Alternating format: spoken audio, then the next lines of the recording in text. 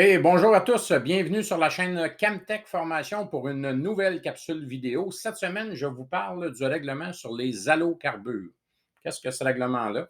Le règlement sur les allocarbures, qui en passant est en vigueur depuis 2007, est un règlement qui oblige les personnes qui travaillent sur des systèmes d'air climatisé à être détenteurs d'une certification environnementale sur les allocarbures. Qu'est-ce qu'un allocarbure? Si je vulgarise ça, c'est le frigorigène qu'on utilise, communément appelé le R134A ou le R1234YF, dans les véhicules automobiles, camions, autobus, ainsi de suite. Ce règlement-là, qui est en vigueur depuis 2007, donc oblige toutes les personnes qui travaillent, c'est-à-dire qui touchent au système d'air climatisé des véhicules ou autres, à être détenteurs d'une certification environnementale, d'une carte de compétences, en suivant une formation de 7 heures et en passant un examen de 25 questions à choix de réponse multiples pour obtenir la qualification environnementale qui, en passant, je le répète, est obligatoire. Il ne s'agit pas ici, je veux bien faire la distinction parce que certaines personnes confondent la formation en allocarbures pensant qu'ils vont suivre une formation en air climatisé, ce qui n'est pas le cas.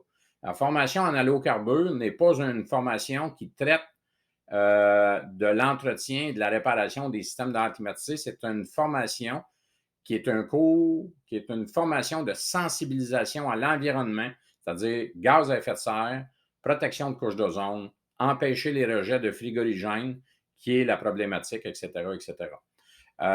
Comme vous pourrez le voir à la diapositive suivante, cette qualification environnementale-là, souvent, les gens pensent, ou les patrons, les employeurs, qui ont certaines obligations, c'est-à-dire que dans le règlement, je résume rapidement, les employeurs ont des obligations, le travailleur a des obligations et le fournisseur également, c'est-à-dire la personne qui vend la bouteille de frigorigène à son client a des obligations aussi.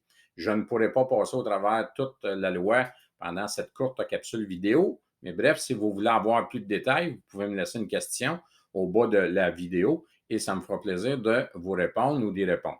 Donc, je reviens à la qualification environnementale obligatoire. Comme vous pouvez le voir à l'écran, l'article 43 stipule que toute personne qui est touchée par l'article 44, c'est-à-dire qui travaille sur des systèmes d'air climatisé et qui doivent avoir une carte, peuvent installer, entretenir, réparer, modifier, démonter ou remettre en état un appareil de climatisation, de réfrigération.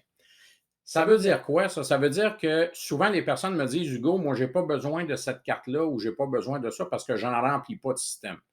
Je fais juste les monter ou les assembler ou je les répare, c'est-à-dire que j'installe la pièce et c'est un sous-traitant qui vient remplir le système avec son équipement et tout ça.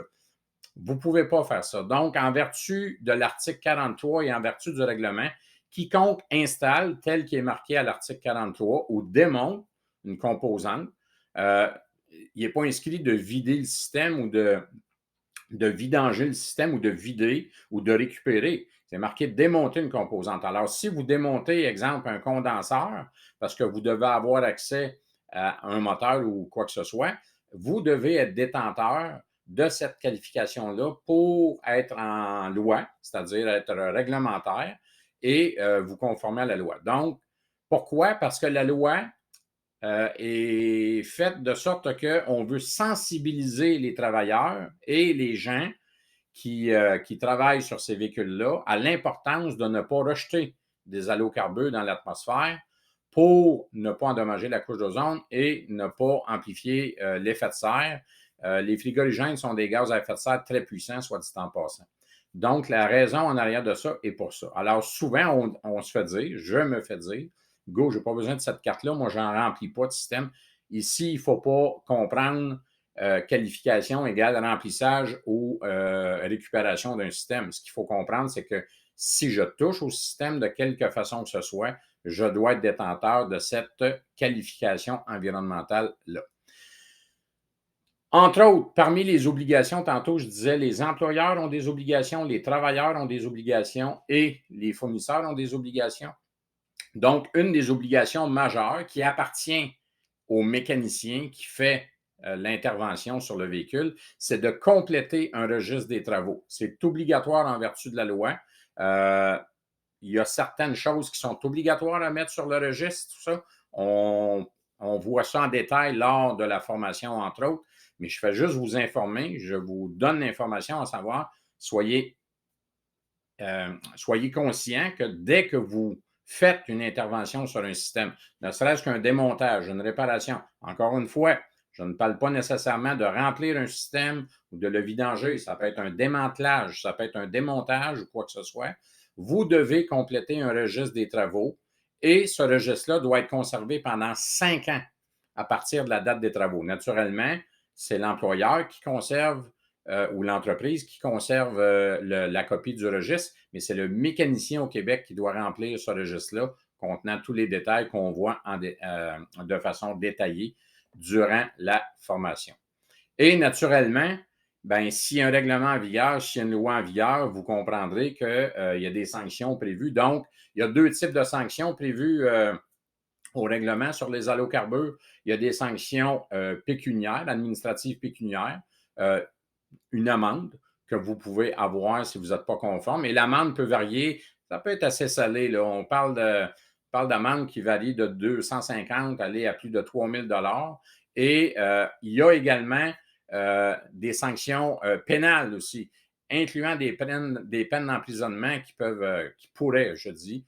Donc, c'est le but de la loi n'est pas d'y aller par la répression, mais plus sur la sensibilisation des travailleurs et des acteurs concernés par ce règlement-là. Par contre, sachez que vous pourriez être mis à l'amende ou recevoir être poursuivi en vertu de ce règlement-là pour non-conformité. Et dans les obligations que l'employeur a, ben, c'est de fournir les outils, des outils qui sont obligatoires. Exemple, un identificateur de frigorigène. L'identificateur n'est pas optionnel. C'est une obligation et vous avez grand avantage à en avoir un pour éviter de contaminer vos équipements. Bref, ça me fera plaisir d'élaborer avec vous là-dessus lors de la formation ou si vous avez des questions, laissez-moi un commentaire. D'ailleurs, j'ai une autre vidéo sur ma chaîne YouTube qui parle de l'identificateur de frigorigène, quel modèle choisir, tout ça. J'explique ça dans ma capsule vidéo. Je vous invite à aller la visionner. Alors, j'espère que vous avez apprécié la vidéo d'aujourd'hui. Le but était de vous conscientiser à l'existence de ce règlement-là. Pour obtenir des détails sur la formation, vous pouvez communiquer avec un des centres de services scolaires à travers la province qui va vous diriger vers un formateur, tout ça, ou vous me communiquez directement. Ça me fera plaisir de vous aider et vous diriger. Et avant de vous quitter, n'oubliez pas de souscrire à ma chaîne YouTube en cliquant sur le bouton souscription. Et ça me fera plaisir de produire d'autres capsules vidéo pour votre information. Donc, je vous dis à la prochaine.